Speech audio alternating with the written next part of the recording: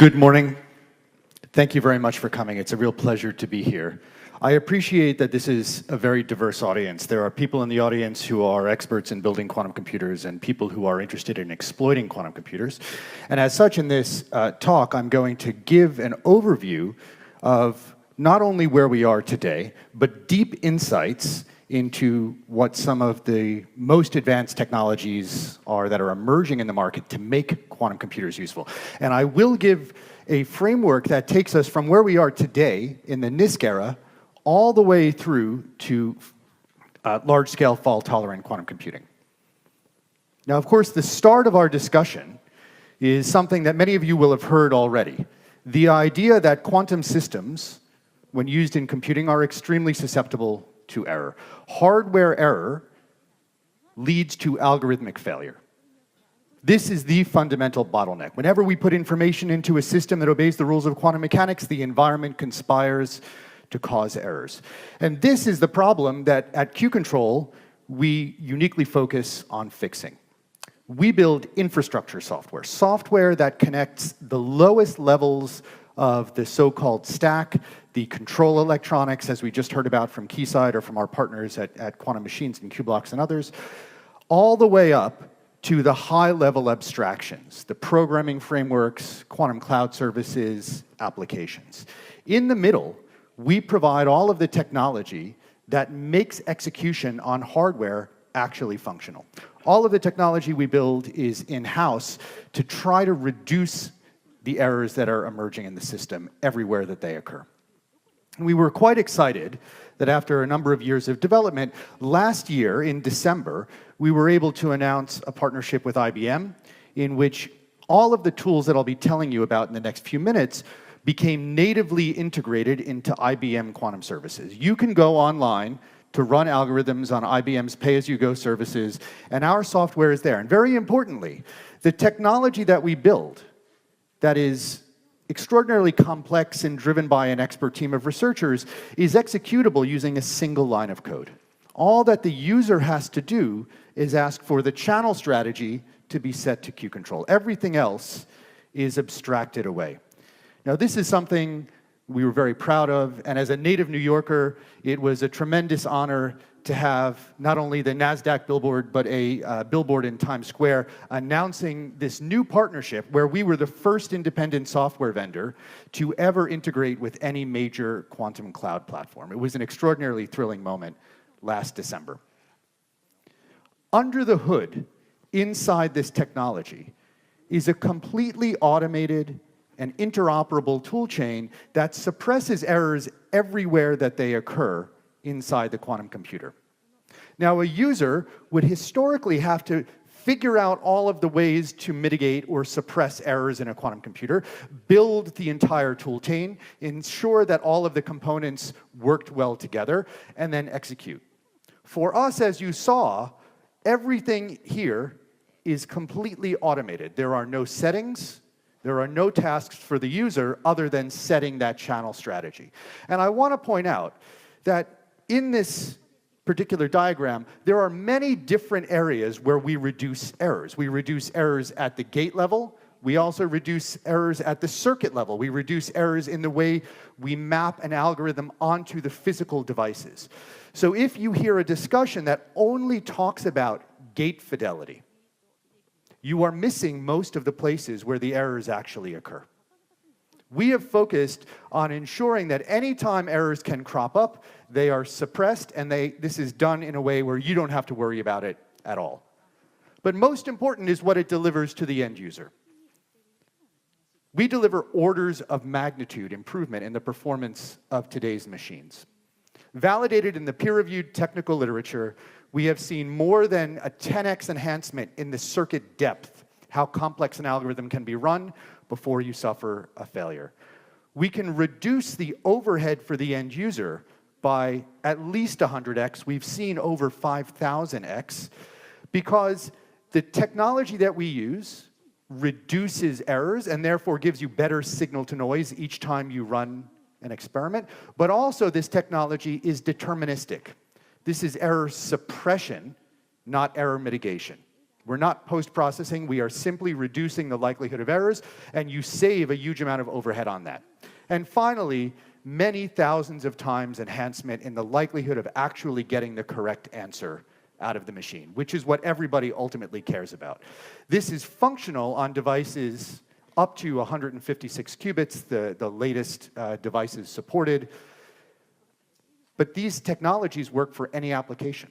Doesn't matter what you want to run, this technology, this single command delivers all of this performance. This is why Julian Van Velzen from Capgemini indicated that this kind of technology can elevate the performance of hardware to a level that brings potential quantum advantage years closer. One of the applications that we focused on is scheduling, routing, and optimization. This is an area where we legitimately think that because of the confluence of the problem challenges and the needs of end users, quantum advantage may first appear. This is work that we've been doing with partners in the Australian Army, Network Rail in the UK, and Transport for New South Wales. Problems in logistics, problems in how we design transport networks. Now, one of the ways that we attack this kind of problem is with an algorithm called QAOA, that I'm sure you've heard about earlier or in your journeys. This is a hybrid algorithm. It uses a small amount of quantum computing inside a larger classical process. And it's an algorithm that works well today because the amount of quantum resources it requires is modest. Now, for a user who wants to exploit this, typically there is a very complex set of tasks that you must undertake. You first have to define the problem that you want to solve, and you have to design the circuits. This is important because QAOA is not just one algorithm. It's a framework. There are many, many different ways that you can implement QAOA. You have to choose it. You have to choose the ansatz. You have to choose the mixer circuit. You also have to then iteratively execute on hardware. That means building the classical loop. It means reducing error in any way that is required to get good performance out of the hardware. And you have to then take the answers output by the optimized circuit and process them somehow. You'll always get a distribution of outputs from your circuit, and you need to interpret that to see if it's giving you the best output in a way that is actually materially useful.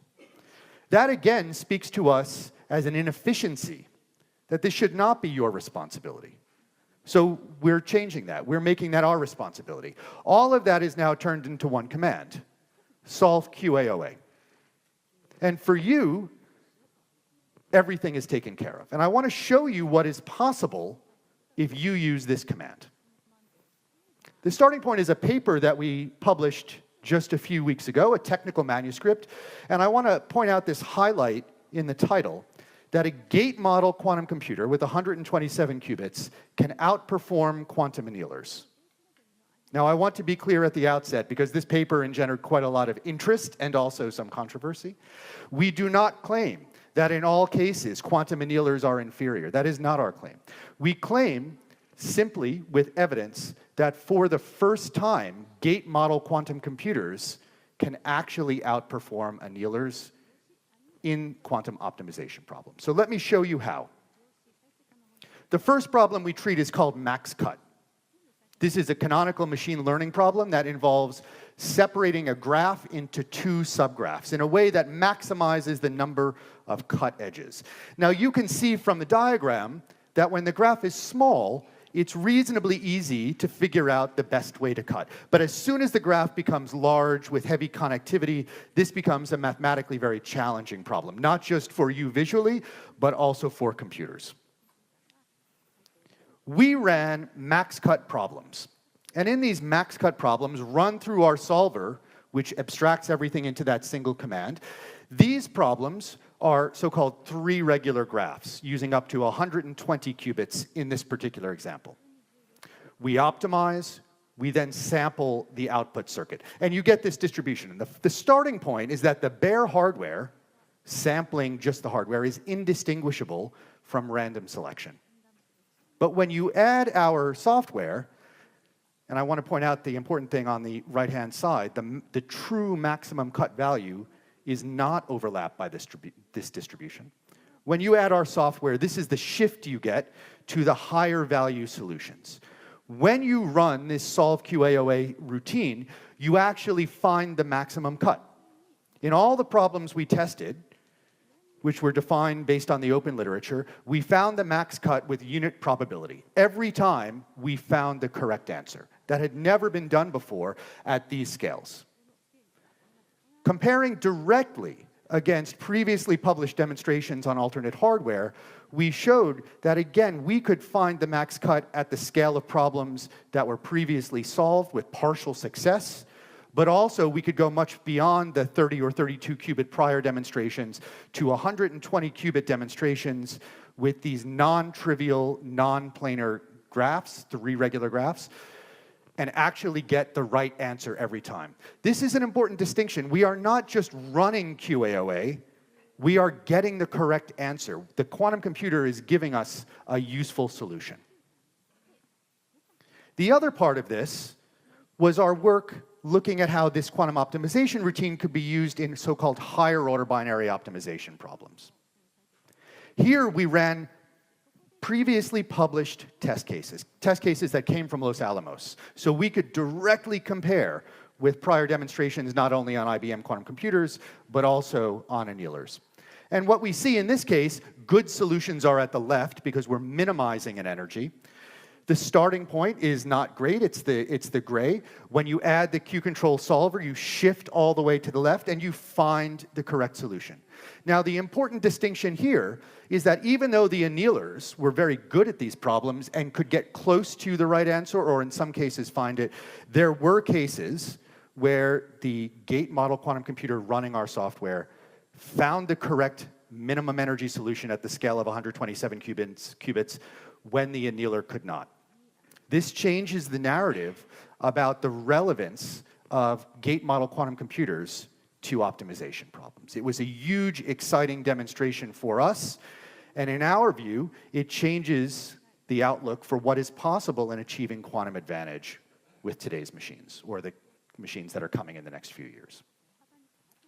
If you'd like to hear more about how this error suppression technology is being leveraged in solving real problems, I'll point you to our talk tomorrow with our partners at SoftBank, tomorrow afternoon at 4 p.m., where our Chief Strategy Officer, Arvind Ratnam, will be talking about, he's waving his hand here, will be talking about these kinds of technologies in machine learning. But to look forward, we have to think not just about error suppression, we also must include error correction. If we focus on the longer-term problems, we know that the maximum value comes by incorporating technologies that allow us not only to reduce the likelihood of errors, but to also address the errors that inevitably will creep into the systems. An extraordinarily important but subtle point is that even though we've seen tremendous progress in quantum computers running quantum error correction of late, quantum error correction will not be the solution or the method of choice to deal with errors for many years to come.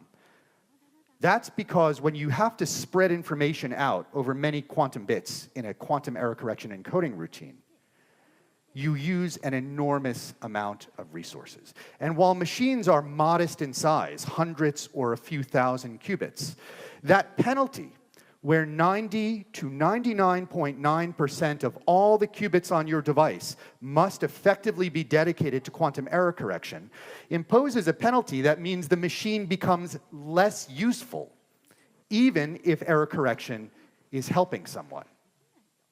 So we have to think about ways to make this more efficient.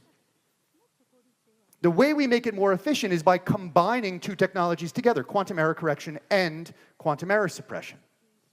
Now, by analogy, using quantum error correction on its own is like trying to run air conditioning on a hot Tokyo day. If anybody was here 2 days ago, you know exactly what I'm talking about. But doing it with all of the doors and windows open. It's extremely inefficient. All the sources of heat are creeping into the room. Your air conditioner has to blow as hard as it conceivably can, and the room still stays warm. If instead you combine error correction and error suppression, you have the opportunity to close the doors and windows, to make the air conditioner run more efficiently to achieve your target temperature with the air conditioner on low instead of on ultra high. This is the analogy, and we've seen that this is already playing out. Our customers at Nord Quantique ran a demonstration where they could run a particular kind of quantum error correction and, quite amazingly, actually get to the break-even point. That running quantum error correction gave enough benefit to offset the resource penalties. But it was not until they combined it with the optimization and error reduction technologies that we provided that they actually got beyond break-even. Going beyond break-even with quantum error correction means quantum error correction actually helps. So it is that combination of technologies played out, really showing value together. So it's extremely exciting to let you know that coming very soon, we've identified a pathway to integrate the first useful quantum error correction primitive into this pipeline. We'll be releasing this in coming months. We are not focused exclusively on the long-term goal of fault tolerance. We are focused on how we can deliver actual value to end users today with the resources that are available. That's important, with the resources that are available. The strategy that we take that will be integrated into our products is based on something called flag qubits.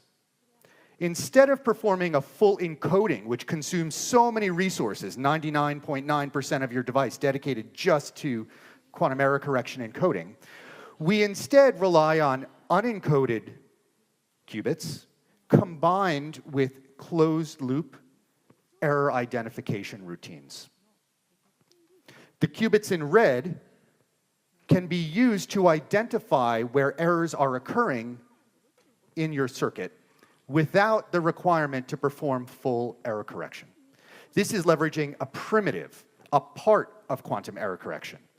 And importantly, the resource requirements are much lower. Only a 10% penalty instead of a 10x or 100x penalty, 100 times penalty. And it really works. In this particular demonstration, we're doing state preparation of a maximally entangled GHZ state, an input state that's relevant to many parts, many algorithms in quantum computing, including quantum error correction. And in this case, as we move up to 60 qubits in the GHZ state, by using flag qubits and our error suppression pipeline, we can take the fidelity from 2% to 99.5%. 99.5% fidelity in generating a maximally entangled state at the scale of 60 qubits, for the experts in the room, with a very, very low discard rate. Orders of magnitude better than what's been demonstrated before. This is now being integrated into the product such that anybody can take advantage of this in the algorithms that you're running. And all of that is pushing us towards trying to get to the next phases of the development of quantum error correction. We've been focused and trapped in the NISQ era for so long, and there's been huge excitement that we're just about to get beyond break-even with quantum error correction, that it's just about to help. But just helping is not enough. Quantum error correction needs to provide results that are superior to any alternative technique, like error suppression or even error mitigation. We need to achieve quantum error correction advantage, where this is the best solution to give you the most powerful quantum computer. This is what we're pushing to with the products that we've released in the market and we continue to release. If you'd like to learn more about this, I encourage you to please grab me or go online and discover all of the products that we offer, our integration with IBM, and we're very happy to talk to you. Thank you very much.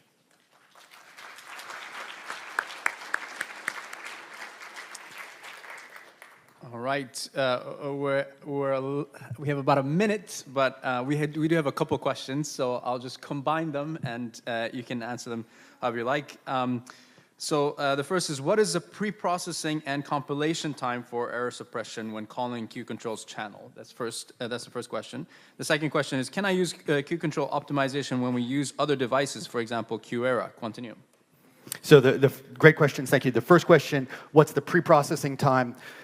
It's effectively invisible. It's nothing compared to just the API latency of talking to the quantum computer over the cloud, so you as a user don't experience this at all. All of the gate optimization, redefining the machine language is taken care of ahead of time.